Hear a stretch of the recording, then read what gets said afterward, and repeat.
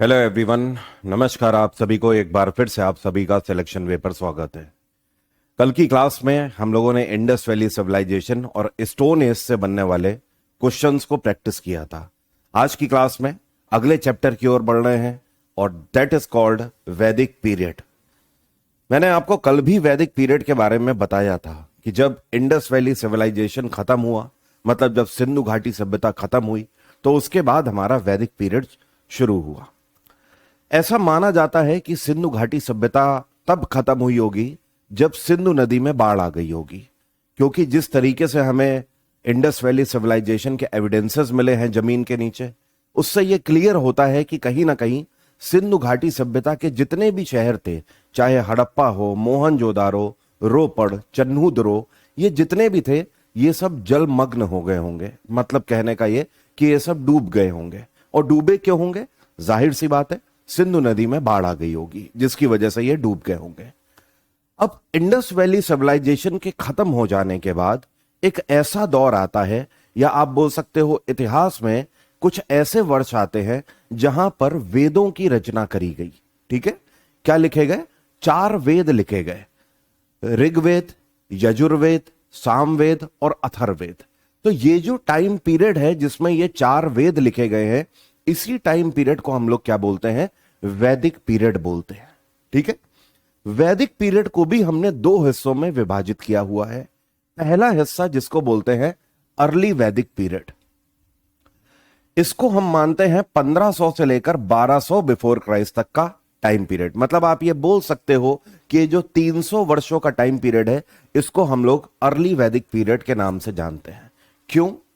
क्योंकि ये वो टाइम पीरियड है जिसमें वेदों में भी सबसे पुराना वेद ऋग्वेद लिखा गया है। कौन सा वेद लिखा गया है?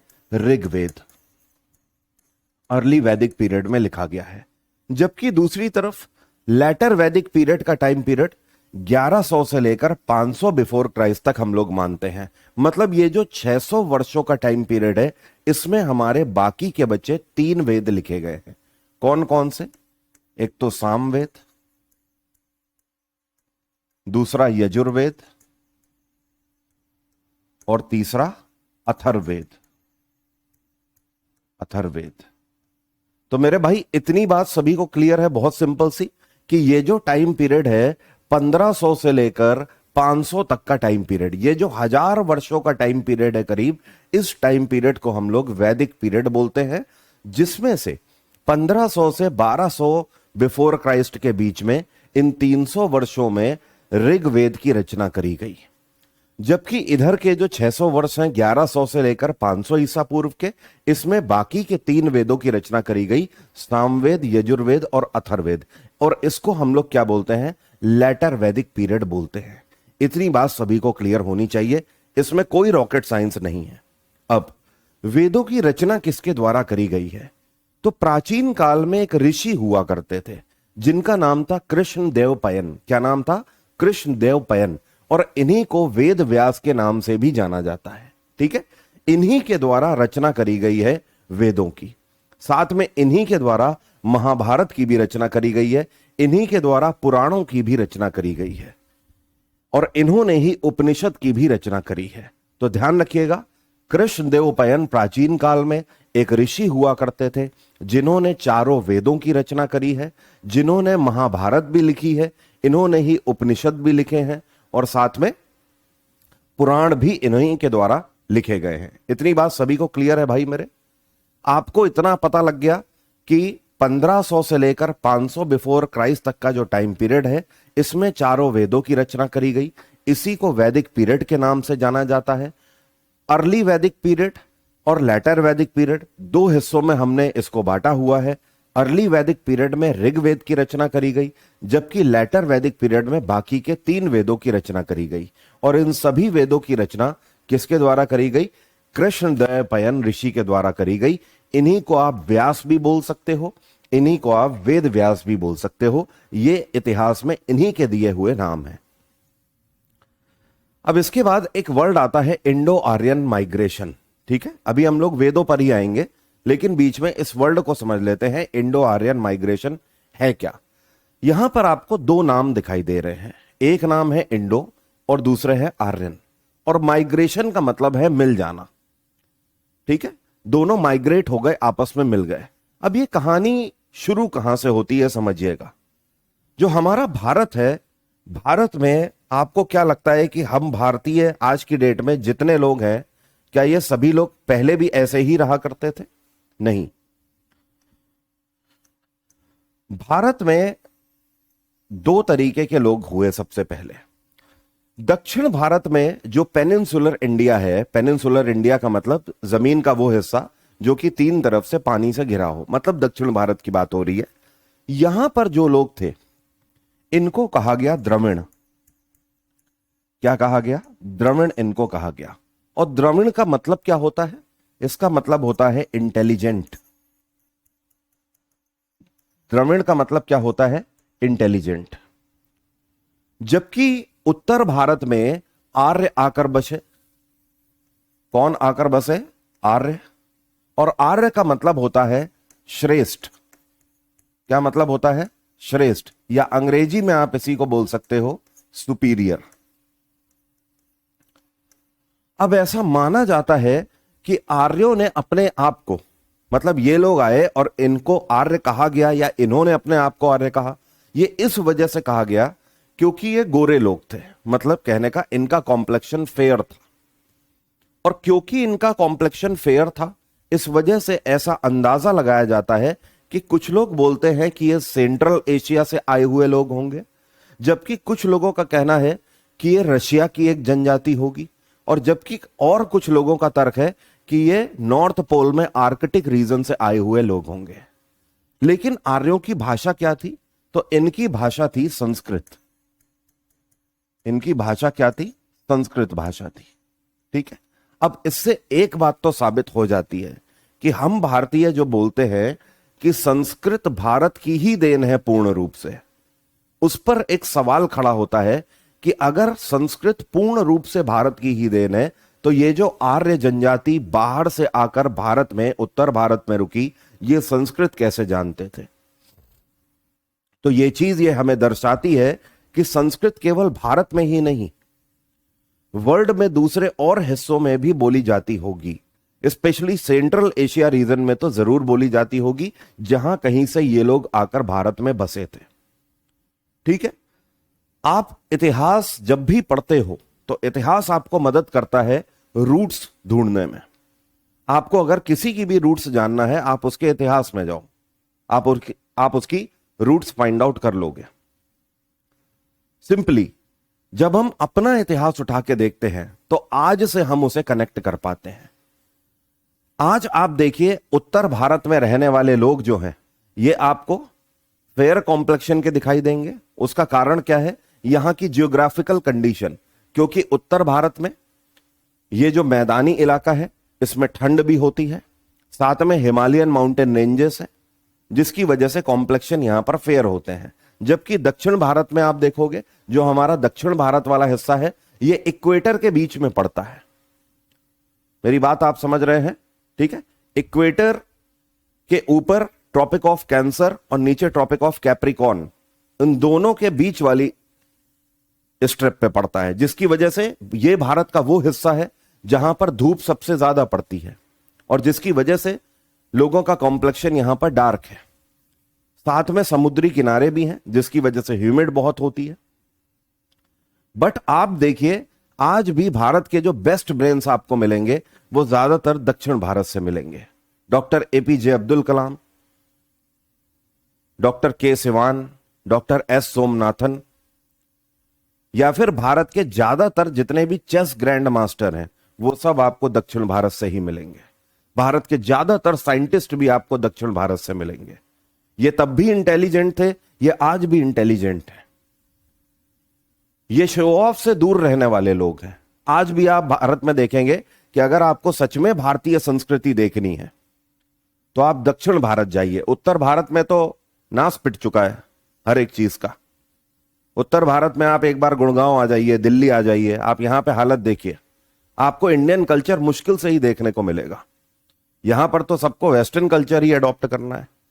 बट अगर आपको भारत में भारत को देखना है तो आपको दक्षिण भारत जाना होगा। आप दक्षिण भारत जाइए, वहां आपको भारतीय संस्कृति आज भी दिखाई देगी। आज भी आपको महिलाओं के वही आभूषण दिखाई देंगे।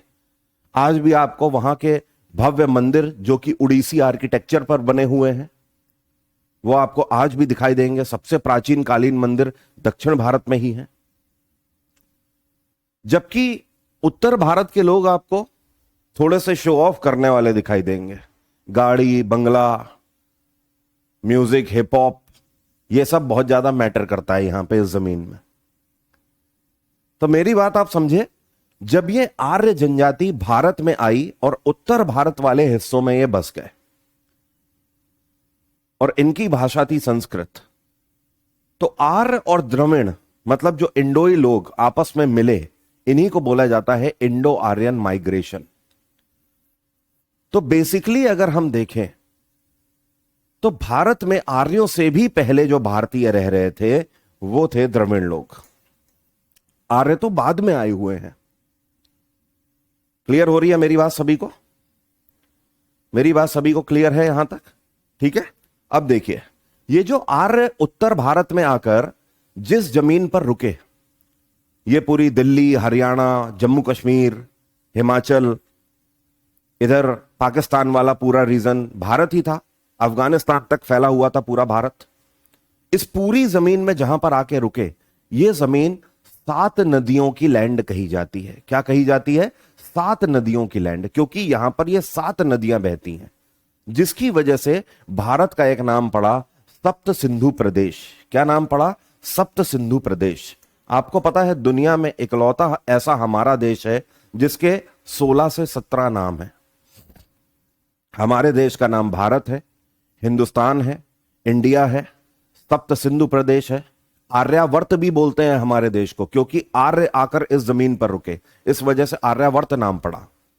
पुराणों में जम्बू द्वीप भी कहा गया है। जम्बो द्वीप का मतलब, जम्बो का मतलब होता है विशालकाय। पूरे एशिया पैसिफिक रीजन में सबसे बड़ा देश हुआ करता था। भारत अपने आप में एक सब कॉन्टिनेंट कहलाता था, इस वजह से इसका नाम जम्बूद्वीप रखा गया। पुराणों में जो हिंद महासागर है उसको रत्नाकर सागर कहा गया है। क्यों कहा गया है रत्नाकर सागर? क्योंकि यहीं पर समुद्र मंथन हुआ था, जिससे रत्न निकले थे, जिससे अमृत निकला था, जिससे विष निकला था। इस वजह से पुराणों में रत्नाकर सागर हिंद महासागर को कहा गया है। तो इतनी बात सभी को क्लियर है। उत्तर भारत में वो लैंड जहां पर आके आर्य रुके थे, वहां पर ये 7 नदियां बहती हैं, जिस वजह से भारत को क्या कहा जाता है? सप्त सिंधु प्रदेश। अब ये 7 नदियां कौन कौन सी हैं इनको समझ लीजिए। पहली तो सिंधु नदी है, जिसको इंडस बोलते हैं। आप इंडस वैली सिविलाइजेशन पढ़ भी चुके हो। दूसरी विपाशा, ठीक है, जिसको आज की डेट में व्यास नदी के नाम से जाना जाता है। तीसरी वितास्ता, जिसको आज की डेट में हम लोग झेलम बोलते हैं, जो कि जम्मू कश्मीर में है। चौथी पुरुषनी, जिसको आज की डेट में हम लोग रावी बोलते हैं। ये सब इंडस की ट्रिब्यूटरी हैं। अशिकनी, जिसको बोलते थे, आज की डेट में इसको चिनाब बोलते हैं। ये सिंधु नदी की लार्जेस्ट ट्रिब्यूटरी है। और शतुद्री, जिसको आज की डेट में सतलज बोलते हैं, और सरस्वती। टोटल ये 7 नदियां हैं, जिनको मिलाकर सप्त सिंधु प्रदेश हमारे इस देश का नाम पड़ा, जहां पर आर्य आकर रुके थे। अब एक बात और ध्यान रखिएगा, आपको जानकर थोड़ी सी हैरानी होगी। सिंधु घाटी सभ्यता पहले ही खत्म हो गई और आर्य बाद में आए, लेकिन उसके बाद भी जो आर्य थे ये ज्यादा ग्रामीण जिंदगी जीते थे, ठीक है, जबकि सिंधु घाटी सभ्यता के लोग अर्बन लाइफ एंजॉय करते थे। सिंधु घाटी सभ्यता में आप ये बोल सकते हो कि वहां पर लग्जरी थोड़ी ज्यादा थी, जबकि वो पहले का दौर था। उसके बाद भी सिंधु घाटी सभ्यता में लग्जरी ज्यादा थी, वहां की साइट्स काफी मॉडर्न थी। जबकि आर्य आकर जो उत्तर भारत में बसे, इन्होंने ग्रामीण जीवन और सीधा साधा जीवन अपना जिया हुआ है। नाउ इंडो आर्यन माइग्रेशन की कुछ और बातें समझते हैं, जैसे कि आर्यों की मूल मातृभूमि विभिन्न विशेषज्ञों के साथ बहस का विषय है। बहस हमेशा इस बात पर होती आई है कि आर्य कहां से आए हैं, वही जो मैंने आपको बताया। क्योंकि कुछ लोगों का कहना है कि सेंट्रल एशिया रीजन से आए हैं, कुछ का कहना आर्कटिक रीजन से, और कुछ का कहना था कि रशिया की एक जनजाति थी। जैसे कि मैक्स मुलर ने कहा है कि ये मध्य एशिया से आए थे, ध्यान रखिएगा, सबसे ज्यादा लोगों का यही मानना है कि ये लोग सेंट्रल एशिया से कहीं से आए होंगे, जबकि कुछ लोगों का कहना है कि रशियन स्टीपीज होगी। हमारे देश में बाल गंगाधर तिलक के द्वारा तर्क दिया गया था कि हो सकता है आर्यन आर्कटिक रीजन से आए हों।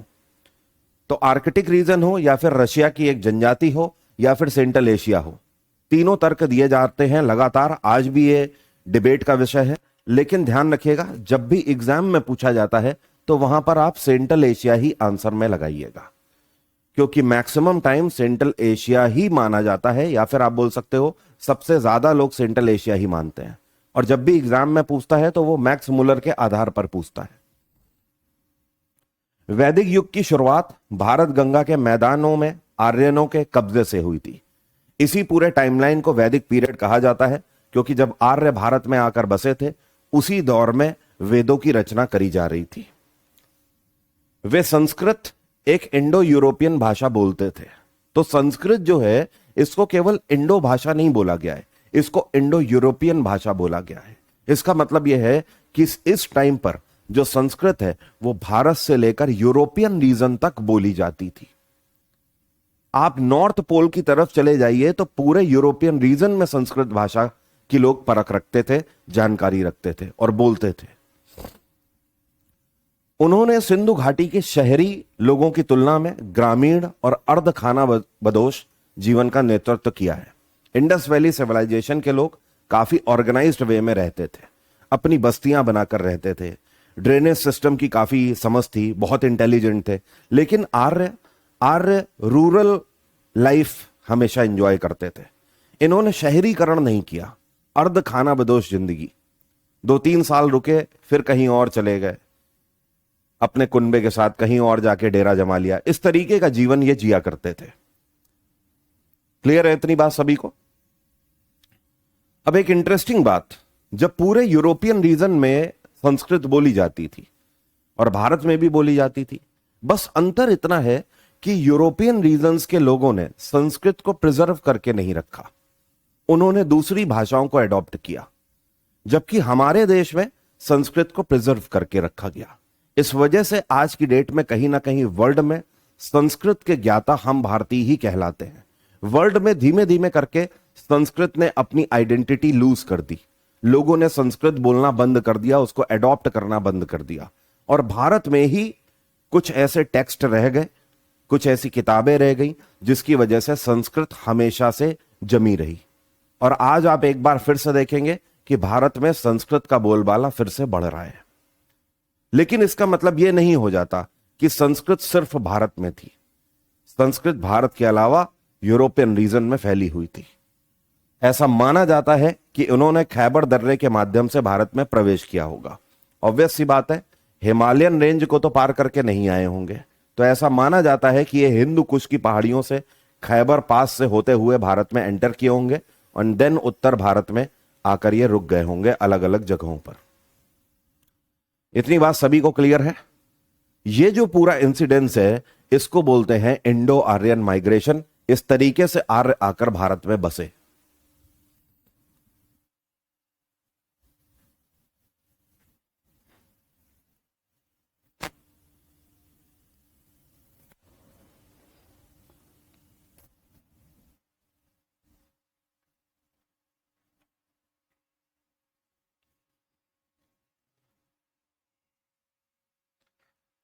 नाउ अभी आपने देखा कि वैदिक पीरियड को हमने 2 हिस्सों में विभाजित किया है, ठीक है? कौन कौन सा? एक अर्ली वैदिक पीरियड और दूसरा लेटर वैदिक पीरियड। अर्ली वैदिक पीरियड में ऋग्वेद की रचना करी गई। लेटर वैदिक पीरियड में बाकी के 3 वेद, यजुर्वेद, सामवेद और अथर्ववेद, इन तीनों की रचना करी गई, ठीक है? अब अर्ली और लेटर वैदिक पीरियड दोनों को हम कंपेयर करके देखेंगे, ठीक है? इससे हमें पता लगेगा कि उस टाइम पर क्या चल रहा था इतिहास में, किस तरीके से लोगों का रहन सहन था, किस तरीके से लोगों ने चीजों को एडॉप्ट करना शुरू किया और कहां से सोशल बदलाव आने शुरू हुए, कहां से इन राजे महाराजाओं की उत्पत्ति होने लगी, ठीक है? अर्ली वैदिक पीरियड और लेटर वैदिक पीरियड को कई एस्पेक्ट में हम लोग कंपेयर करेंगे, जैसे कि रूल का डिफरेंस क्या था, रिलीजन का डिफरेंस क्या था, इकोनॉमिक डिफरेंसेस क्या थे, और सोशल डिफरेंसेस क्या थे। इन चारों एस्पेक्ट पर इसको हम लोग कंपेयर करेंगे। ठीक है, अब सबसे पहले रूल डिफरेंस की बात करते हैं। जो हमारा अर्ली वैदिक पीरियड है, इसमें राजा को राजन कहा जाता था। ठीक है, और जो राजन हुआ करता था वो प्रजा से बहुत कनेक्टेड रहता था। वो प्रजा को अपना फैमिली ही मानता था, या आप बोल सकते हो प्रजा की बहुत देखभाल करने वाला हुआ करता था। और राजा को भी लोग अपना समझते थे। वो प्रजा के ऊपर अपने आदेश का पालन नहीं चलाता था, हमेशा प्रजा को अपनी फैमिली मान के रखते थे। इस काल में जो राजा हुआ करते थे जिनको राजन कहते थे। लेकिन बाद में धीमे धीमे करके लेटर वैदिक पीरियड में छोटे छोटे राज्य बनाने शुरू किए इन राजाओं ने, और तब ये राजन से राजा कहलाने लगे। और ये जो छोटे छोटे राज्य बने भारत में, उन्हीं को महाजनपद के नाम से जाना जाता है। जैसे कि आज की डेट में हमारे देश में स्टेट नहीं है, यूपी हो गया, एमपी, महाराष्ट्र, उत्तराखंड, नागालैंड। उसी तरीके से भारत में राजाओं ने अपने अपने किंगडम बनाने शुरू किए, उन्हीं को क्या बोला गया, महाजनपद बोला गया। और ऐसे 16 महाजनपद पूरे भारत में बने, जहां की बागडोर अलग अलग राजा संभालते थे। सोशल ग्रुपिंग की अगर बात करें तो अर्ली वैदिक पीरियड में परिवार को कुल कहा जाता था। इसके अलावा गांव को ग्राम कहा जाता था। विश और जन, ठीक है, विशु मतलब आपका जो फैमिली स्ट्रक्चर हुआ, और जन मतलब एक पर्टिकुलर व्यक्ति। बोलते नहीं है कितने जने हो तुम लोग, या कितने जने वहां गए थे, तो बोला 5 जने गए थे। तो जन का मतलब एक पर्टिकुलर व्यक्ति से है, तो सबसे छोटी इकाई जन कहलाती थी। लेकिन यहां पर लेटर वैदिक पीरियड में जो फैमिली है, या फिर गांव है, या विशु है, या जन है, इनकी इंपॉर्टेंस खत्म होने लगी। और लोगों ने अलग अलग सेरेमनीज को फॉलो करना स्टार्ट किया। लोगों क्या, राजाओं ने इसको फॉलो करना स्टार्ट किया। और अलग अलग रिचुअल्स कैसे परफॉर्म होने लगे, जैसे कि राजसूय हो गया, वाजपेय हो गया, अश्वमेध हो गया। इस तरीके की प्रथाओं ने यहां पर जगह ले ली। अब राजसूय का मतलब जानते हो क्या है? Coronation ceremony. जब राजा गद्दी पर बैठता है तो बड़े ही भव्य तरीके से उसको सेलिब्रेट करना। जबकि अर्ली वैदिक पीरियड में इस तरीके की दिखावेबाजी नहीं हुआ करती थी, यहां पर होने लगी।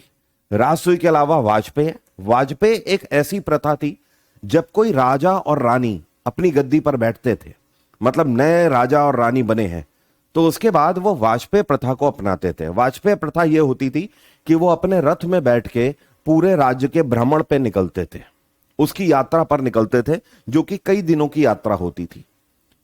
और उस पर रथ से वो जहां पर भी शाम हो जाती थी वहां पर रुक जाते थे।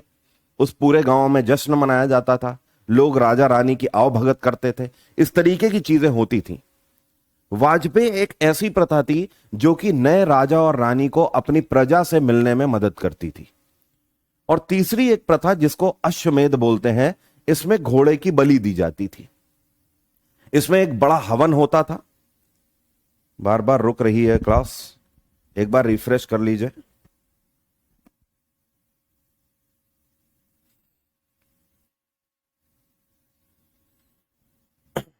हाँ, रिफ्रेश कर लीजिए एक बार। तो अश्वमेध क्या है? अश्वमेध एक बड़ा हवन होता था और यज्ञ करने के बाद घोड़े की बलि दी जाती थी।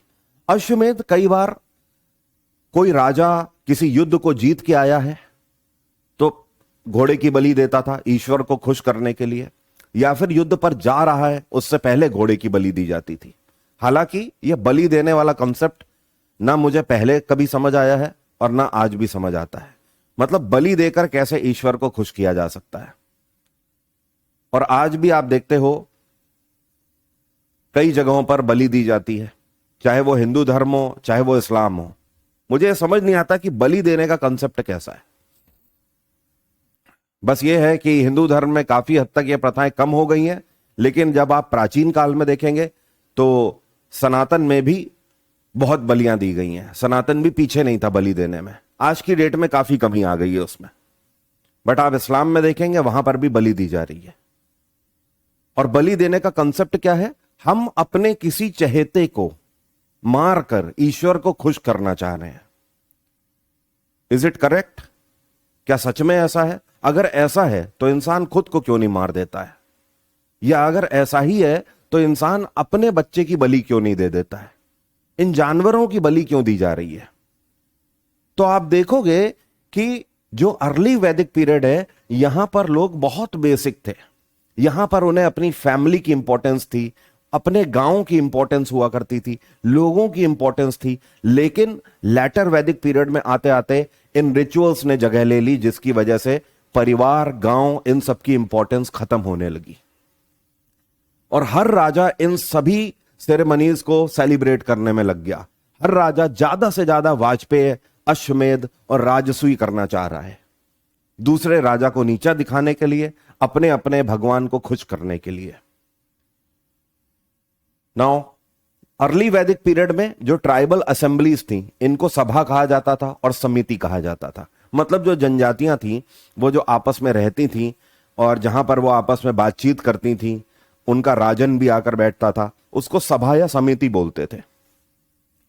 जनजातीय राज्य जैसे भरत, मत्स्य, यदु, पुरु, इस तरीके के राज्य हुआ करते थे जो कि आपस में लड़ते नहीं थे।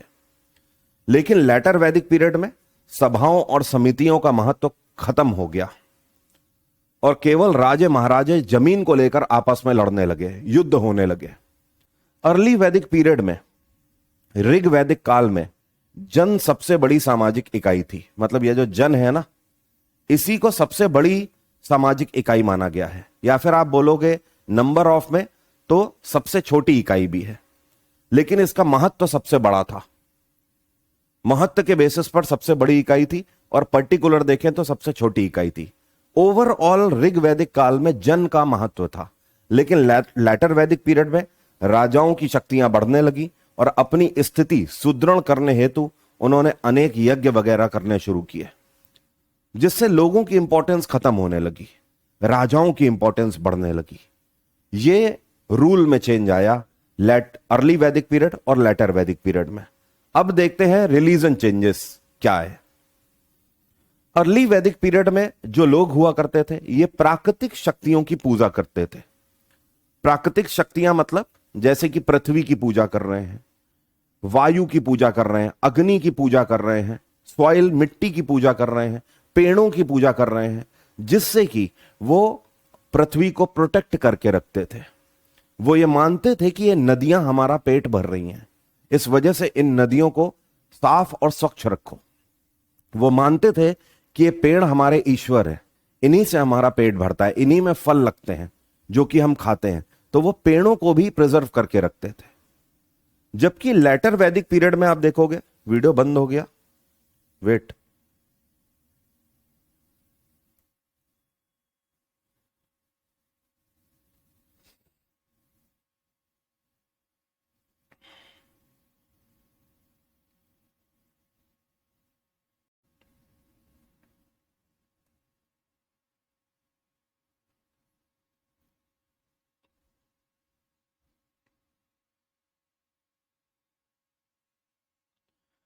am I audible now?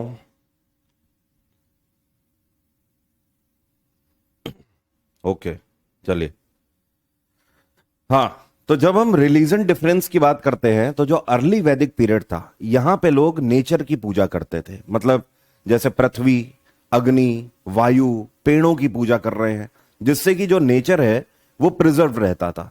जबकि लेटर वैदिक पीरियड में लोगों ने अपने अपने भगवानों को चुनना शुरू कर दिया। किसी ने कहा कि हम ब्रह्मा की पूजा करेंगे जो कि सृष्टि करता है, किसी ने कहा हम विष्णु की पूजा करेंगे, किसी ने इंद्र की पूजा करी। लेकिन जो हमारे बेसिक वर्शिप थी, उसका महत्व खत्म होने लगा। अर्ली वैदिक पीरियड में लोग जो हैं, ये ध्यान लगाना पसंद करते थे, मतलब मेडिटेशन की ओर ज्यादा ध्यान देते थे। जबकि लेटर वैदिक पीरियड में लोगों ने अपने अपने भगवानों को खुश करना शुरू कर दिया। मैं ये नहीं कह रहा कि ब्रह्मा, विष्णु, शिव, इनकी पूजा गलत है, मैं ये नहीं कह रहा। मैं ये कह रहा हूं कि उन्होंने अपने इष्ट को खुश करने के लिए अलग अलग रिचुअल्स को फॉलो करना शुरू किया। मतलब अलग अलग तरीके से बलि देना शुरू किया, जिससे कि क्या है, पहले प्रकृति की इंपॉर्टेंस थी, पहले जानवरों की इंपॉर्टेंस ऋग वैदिक पीरियड में हुआ करती थी, लेकिन लेटर वैदिक पीरियड में जानवरों की इंपॉर्टेंस नहीं रह गई। लेटर वैदिक पीरियड में अर्थ की, या हमारे नेचर की इंपॉर्टेंस नहीं रह गई। हर एक बस होड़ में लग गया अपने अपने ईश्वर को खुश करने के लिए। मेडिटेशन का मेन कंसेप्ट ही खत्म हो गया। लोगों ने उसका नया नाम दिया और वो क्या था? पूजा। पहले ध्यान केवल लगाया जाता था, अब पूजा पाठ किया जा रहा है। यहां पर कोई मंदिर या फिर मूर्ति पूजा का कंसेप्ट हमें नहीं मिलता है ऋग वैदिक पीरियड में।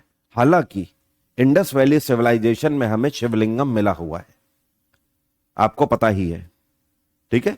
कितना? 5 सेंटीमीटर का, जो कि यह बताता है कि हां, इंडस वैली सिविलाइजेशन में भी लोग मूर्ति पूजा करते थे। लेकिन हां, कोई बहुत ज्यादा रेलेवेंसी यहां पर नहीं मिलती है ऋग वैदिक पीरियड में मंदिरों की। जबकि यहां पर अब देखिए, प्रार्थना का महत्व तो घट गया है, लोगों ने ध्यान लगाना या मेडिटेशन करना बंद कर दिया है और धीमे धीमे अनुष्ठान और यज्ञ वगैरह होने लगे। ये जितने राजे महाराजे थे, ये सब अपने अपने ईश्वर को खुश करने में लग गए। अब यज्ञ अगर करा रहे हैं या अनुष्ठान करा रहे हैं, तो यज्ञ और अनुष्ठान कौन करेगा? जाहिर सी बात है, प्रीस्ट करेंगे, जिनको आज की डेट में आप पुजारी बोलते हैं। अब ये जो पुजारी वर्ग है, इसकी इंपॉर्टेंस बढ़ने लगी। हर एक राजा महाराजा उसको बुला रहा है। किस लिए? कि आओ मेरे यहां इतना बड़ा अनुष्ठान करो। कोई कह रहा आओ मेरे यहां इतना बड़ा यज्ञ करो।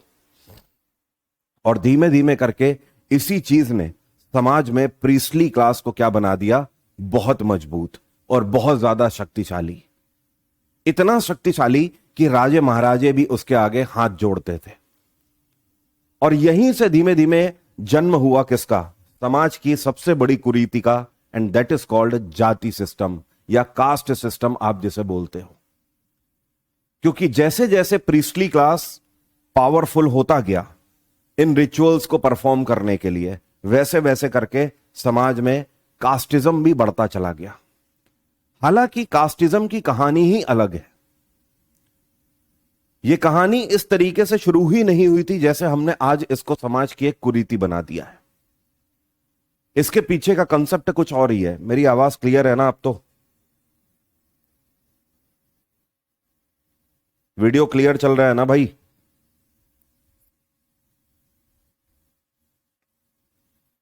सर रीजनिंग की क्लास कल से लाइव नहीं आ रही है।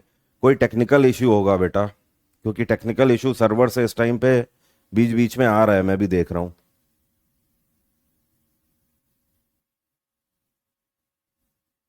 क्लियर है ना सभी को?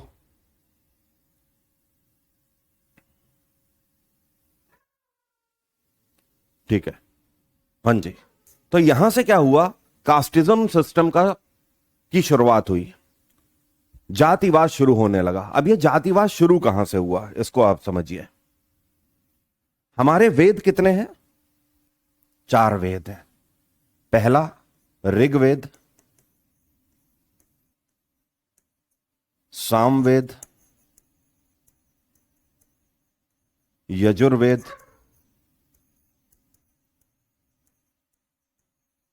एंड अथर्ववेद।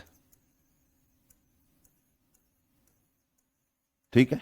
अब जो ऋग्वेद है, इसमें कितने मंडल हैं? तो ध्यान रखिएगा, ऋग्वेद में 10 मंडल हैं। कितने? 10 मंडल। मंडल का मतलब है बेटा बुक से, ठीक है?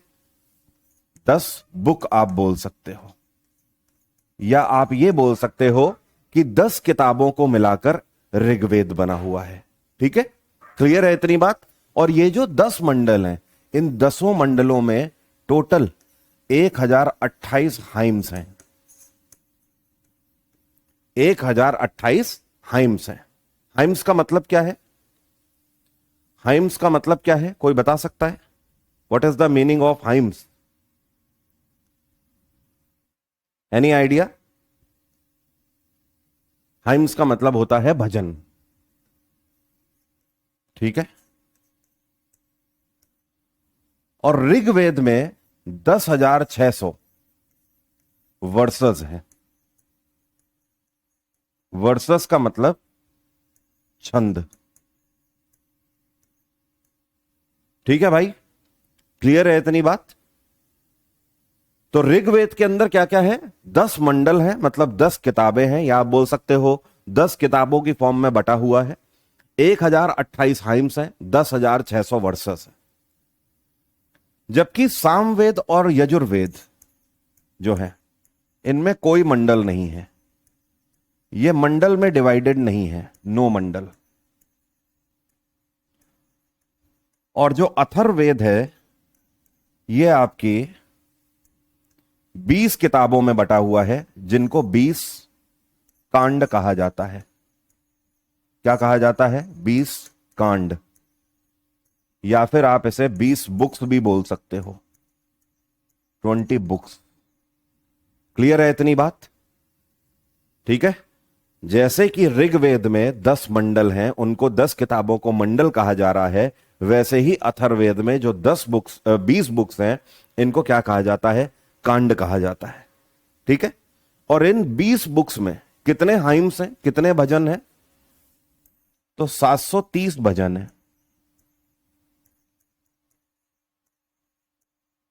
730 हाइम्स हैं।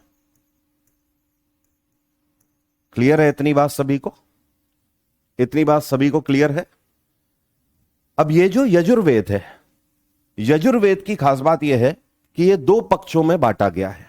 इसमें मंडल कोई नहीं है, लेकिन ये 2 पक्षों में बांटा गया है।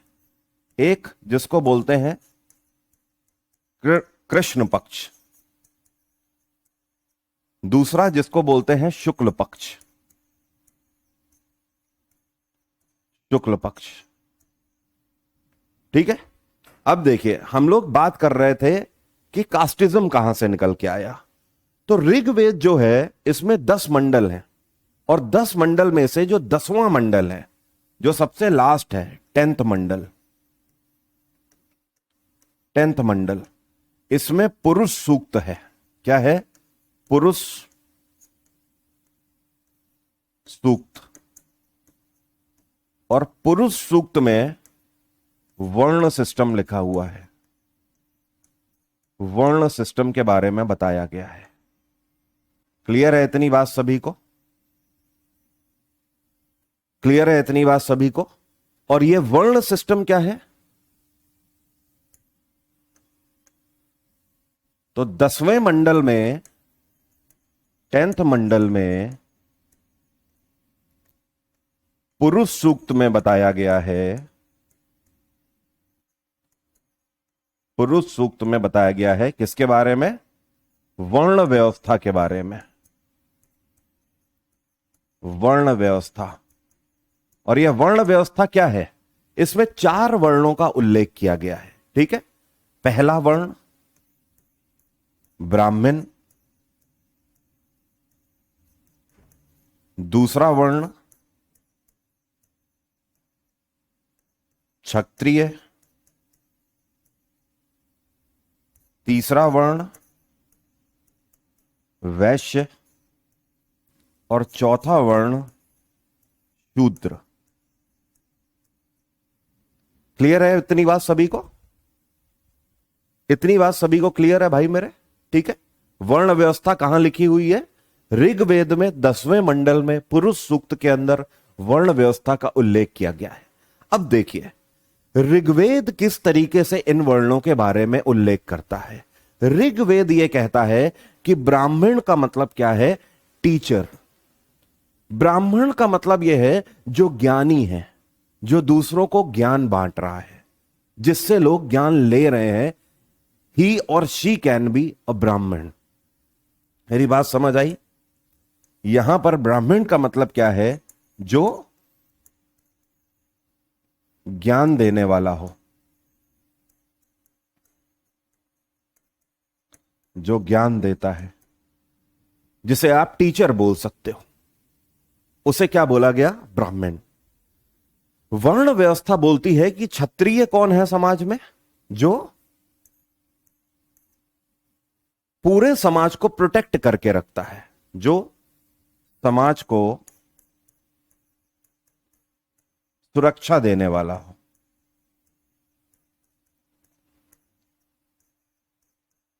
ठीक है। या आप बोल सकते हो वॉरियर। एक क्षत्रिय का धर्म क्या है? तलवार उठाना। एक क्षत्रिय का धर्म यही है, वो तलवार उठाए और अपनी सोसाइटी को प्रोटेक्ट करके रखे। अपने देश को, अपने राज्य को प्रोटेक्ट करके रखे, अपने लोगों को प्रोटेक्ट करके रखे। तीसरा है वैश्य। वर्ण व्यवस्था बोलती है कि वैश्य कौन है? वैश्य कौन है? जो कि समाज में लेन देन का काम करेंगे और अर्थव्यवस्था को सुचारू रूप से चलाएंगे। तो अर्थव्यवस्था के जिम्मेदार, अर्थव्यवस्था के जिम्मेदार जो हैं, ठीक है। और सबसे लास्ट में शूद्र। इनका काम क्या है? समाज में वो व्यक्ति शूद्र होगा जो कि सेवा करेगा, जो कि दूसरों की सेवा करेंगे, सेवा करने वाले। ठीक है, मेरी बात क्लियर है? मैं समझता हूं कि यहां पर जो वर्ण व्यवस्था में लिखा हुआ है, वर्ण व्यवस्था में ऐसा कुछ भी गलत नहीं लिखा है, लेकिन फिर आज ये वर्ण व्यवस्था इतनी कुरीति से भरी हुई कैसे हो गई? आज इसका इतना गलत मतलब कैसे निकाल दिया गया? उसका कारण यह है कि जब धीमे धीमे करके लोगों ने अपने अलग अलग वर्शिप्स करनी शुरू करी, अपने अलग अलग ईश्वर को खुश करना शुरू किया, बलि देना शुरू किया, अलग अलग रिचुअल्स को फॉलो करना शुरू किया, तो ये रिचुअल्स किसको आते थे? जिन्होंने किताबें पढ़ी थी, जिन्हें ये मंत्र आते थे, जिन्हें ये छंद आते थे, जिन्हें मंडलों का ज्ञान था। और वही क्लास क्या कहलाया? प्रीस्टली क्लास, पुजारी वर्ग कहलाया। और पुजारी वर्ग की जैसे जैसे डिमांड बढ़ती गई, वैसे वैसे ये क्या हो गया? पावरफुल हो गया। और धीमे धीमे करके समाज में कब ये कुरीति बन गई कि लोगों को पता ही नहीं लगा कि ब्राह्मण का बेटा ब्राह्मण होने लगा, क्षत्रिय का बेटा क्षत्रिय, वैश्य का बेटा वैश्य और शूद्र का बेटा शूद्र होने लगा। जबकि वर्ण व्यवस्था यह कहती है कि जो वर्ण व्यवस्था है ये जन्म के बेसिस पर नहीं होती है। ये किस आधार पर होती है? ये कर्म के आधार पर होती है। मैं आपको एक बेस्ट एग्जांपल देता हूं। जैसे कि मैं मेरी फैमिली की बात करूं तो मेरे पिताजी व्यापारी हैं। आप एक सेकंड के लिए भूल जाइए मेरे नाम के आगे अवस्थी लगा हुआ है, आप ये भूल जाइए। मेरे पिताजी व्यापारी हैं, तो वर्ण व्यवस्था के हिसाब से वो क्या हुए? वो हुए वैश्य। भले ही कुछ भी सरनेम हो, वो वैश्य है वर्ण व्यवस्था के हिसाब से। मैं आपको पढ़ा रहा हूं या मैं ज्ञान बांट रहा हूं, कर्म के आधार से वर्ण व्यवस्था में मैं क्या हूं? ब्राह्मण हूं। मेरा भाई डिफेंस में है, तो मेरा भाई कर्म के आधार पर क्या हुआ? मेरा ब्लड ब्रदर है, बट वो कर्म के आधार पर क्या हुआ? क्षत्रिय हुआ। क्लियर है बात? मेरी बात क्लियर है? या मान लीजिए मैं अभी किसी पब्लिक पोस्ट पर होता, सरकारी नौकरी पर होता, पब्लिक पोस्ट में, जहां पर मेरी पब्लिक डीलिंग होती, तो मैं क्या होता? मैं कर्म के आधार पर शूद्र होता। लेकिन समाज में क्या हुआ? जो प्रीस्टली क्लास था उन्होंने कहा कि मेरा बेटा भी ब्राह्मण होगा। जो क्षत्रिय है उसने कहा मेरा बेटा भी क्षत्रिय ही होगा, भले ही तलवार चलानी ना आती हो, भले ही हड्डियों में पानी भरा हो, लेकिन क्षत्रिय का बेटा भी क्षत्रिय ही कहलाया। वैश्य ने कहा कि मेरा बेटा भी वैश्य होगा, भले ही उसे ज्ञान ना हो अर्थव्यवस्था का, उसके बेटे को, लेकिन उसको विरासत में वो नाम मिल रहा है। और सारा बोझ आ गया किसके ऊपर? शूद्र समाज के ऊपर। इनको काम दे दिया गया सेवा का, क्या आप सिर्फ सेवा करिए। जबकि वर्ण व्यवस्था यह बोलती है कि कोई भी ब्राह्मण हो सकता है, कोई भी वैश्य, कोई भी शूद्र हो सकता है। और एक बात ध्यान रखिएगा, आप जिस यूपीएससी का सपना देख रहे हो, उस यूपीएससी की नौकरी जब आप कर रहे होगे तो आप कर्म के आधार पर शूद्र होगे, देन व्हाट्स रॉन्ग? इसमें गलत क्या है? क्लियर हो रही है बात? तो वर्ण व्यवस्था जो है वो कर्म के आधार पर रखी गई थी, लेकिन हमने समाज में क्या किया? खुद को बेहतर बनाने के लिए एक होड़ सी लगी, क्षत्रियों के बेटे क्षत्रिय होने लगे, शूद्र के बेटे शूद्र होने लगे। तो आज की डेट में ये इतनी बड़ी कुरीति बनके जो हमारे सामने खड़ी हुई है, ये कहां की देन है? ये कहानी दरअसल यहां से शुरू हुई। नाउ रिलीजन डिफरेंस के बाद इकोनॉमिक डिफरेंसेस। अर्ली वैदिक पीरियड में जो इनकम का सोर्स हुआ करता था लोगों का, ये घोड़े के रथ, कृषि, नदी परिवहन, पशुपालन, ये सब हुआ करता था। ऋग वैदिक पीरियड में लोगों के पास घोड़े होते थे, वो राजा के लिए रथ वगैरह चलाते थे, उससे उनको आमदनी होती थी।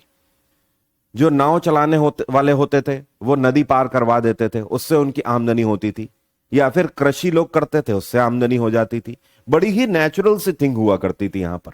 या फिर पशुपालन करते थे। जबकि यहां पर क्या हुआ, लेटर वैदिक पीरियड में कृषि, धातु कार्य, मिट्टी के बर्तन एंड कारपेंटरी, क्योंकि जितने राजे महाराजे हैं उनको लग्जरी चाहिए, तो फर्नीचर बनने लगे, कारपेंटरी होने लगी, साथ में धातु कार्य होने लगा। राजाओं को अपनी तलवारों में भी मेटल चाहिए, अपने मुकुट में मेटल चाहिए, आसपास के और भी जो दिखावटी सामान है उनके ऊपर भी मेटल चाहिए। इस वजह से धातुओं का कार्य बढ़ गया। अर्ली वैदिक पीरियड में बार्टर सिस्टम चला करता था। यहां पर कोई करेंसी वगैरह तो थी नहीं, तो इसी वजह से इतनी मारामारी नहीं थी। Barter system in the sense कि एक वस्तु के बदले दूसरी वस्तु। मैंने कहा इस पेन की जरूरत मुझे नहीं है, ये पेन ले लो, और इस पेन के बदले में कोई मुझे मोबाइल दे दो। तो मार्केट में जो होगा, जिसको इस पेन की जरूरत होगी, उसने पेन ले लिया, मुझे मोबाइल दे दिया। That is called barter system. आज मुझे शर्ट की जरूरत नहीं है, मैंने कहा भाई ये मेरी शर्ट ले लो कोई, इसके बदले में 2 किलो अनाज दे दो मुझे। किसी ने दे दिया, हम दोनों के बीच में लेन देन हो गया। मैंने उसको शर्ट दे दी, उसने मुझे अनाज दे दिया। लेकिन लेटर वैदिक पीरियड में राजाओं ने धीमे धीमे अपने सिक्के छापने शुरू किए। ये सिक्के सोने, चांदी, तांबे के हुए, और जिसकी वजह से एक धातु को समेटने की होड़ लगने लगी। किस राजा के पास कितने ज्यादा सिक्के हैं। बाजार में सिक्कों के लिए मारामारी होने लगी। यहीं से चोरियों का प्रावधान बढ़ा, यहीं से डकैतियों का प्रावधान बढ़ने लगा। और लोग जो अभी तक निश्चल हुआ करते थे, अब छल करने वाले और प्रपंची हो गए। कहां से? क्योंकि सिक्के लॉन्च किए गए। और आज भी आप देखिए, हम सिक्कों के पीछे ही भाग रहे हैं। नोट कह लीजिए, भाग तो एक उसी करेंसी के लिए रहे हैं ना। जबकि बार्टर सिस्टम में कंपैरेटिवली इसी वजह से एक दूसरे को नीचा नहीं दिखाते थे, क्योंकि करेंसी ही नहीं है। अर्ली वैदिक पीरियड में जो है, क्योंकि ऋग्वेद की रचना करी गई है, इसी को ऋग वैदिक पीरियड भी बोलते हैं। सबसे पुराना टाइम पीरियड यही है वैदिक पीरियड में। और लेटर वैदिक पीरियड में आपको पता ही है, बाकी के 3 वेदों की रचना करी गई है। अब लास्ट में आ जाते हैं सोशल चेंजेस क्या थे, या सोशल डिफरेंसेस क्या थे अर्ली और लेटर वैदिक पीरियड में। जो अर्ली वैदिक पीरियड है, वहां पर जानवरों की बड़ी इंपॉर्टेंस थी।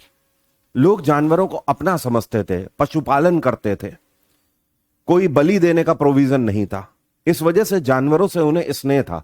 जैसे कि गाय, घोड़ा, भेड़, हाथी, इन सब का अपना महत्व था।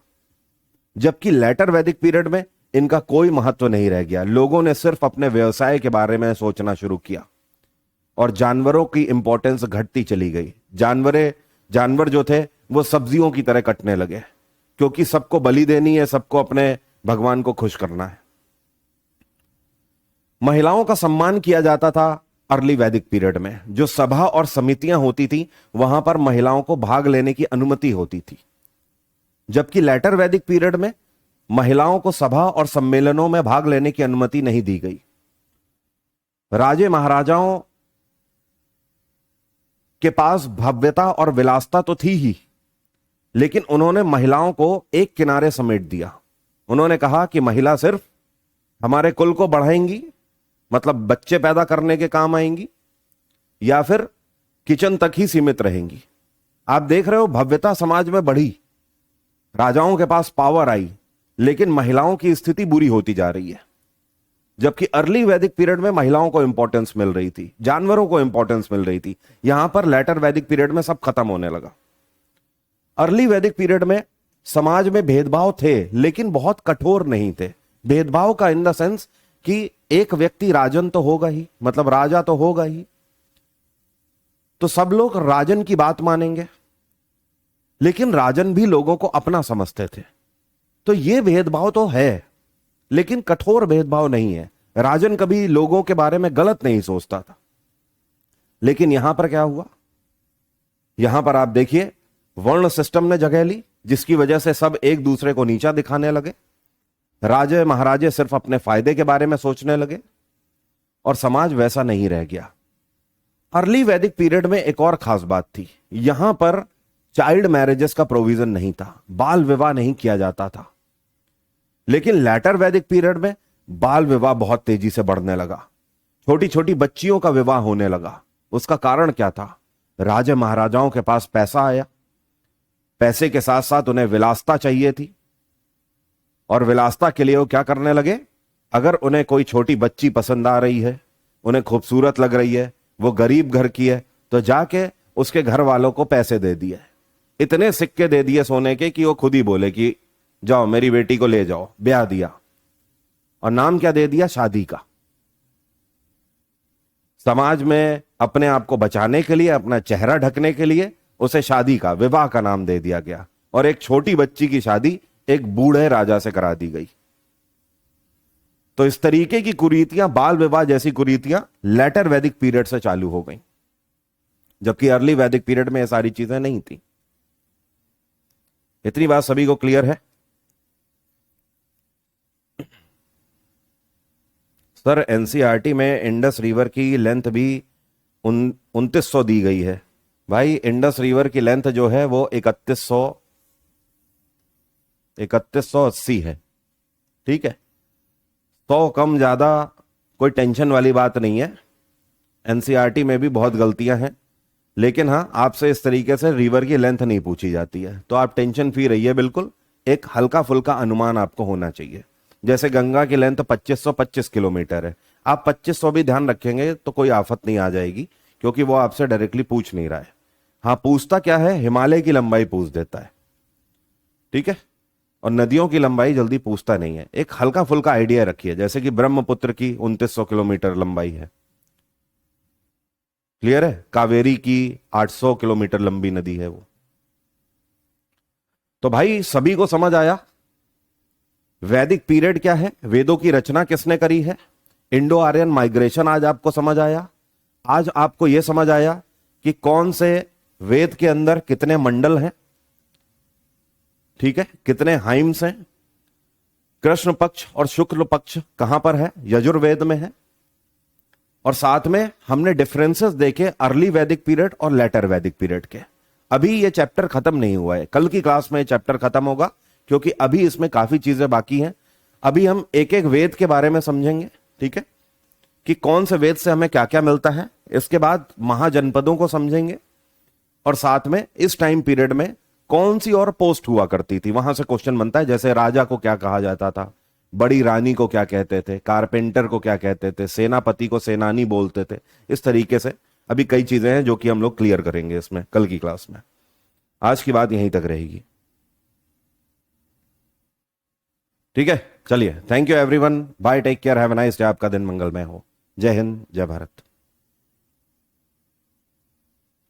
सर ऑफलाइन सेंटर कहां पर है सिलेक्शन वे का? ऑफलाइन सेंटर है ही नहीं, ऑनलाइन ही चलती है सिलेक्शन वे में क्लास। नहीं, कल क्लास नहीं है, मंडे को होगी। बेटा टॉपिक तो हो जाने दो, तब तो क्वेश्चन प्रैक्टिस करेंगे। अभी टॉपिक कहां हुआ है? मिल जाएगा, मिल जाएगा पीडीएफ, टेंशन फ्री रहो आप। मैं अभी पीडीएफ के लिए बोल रहा हूं,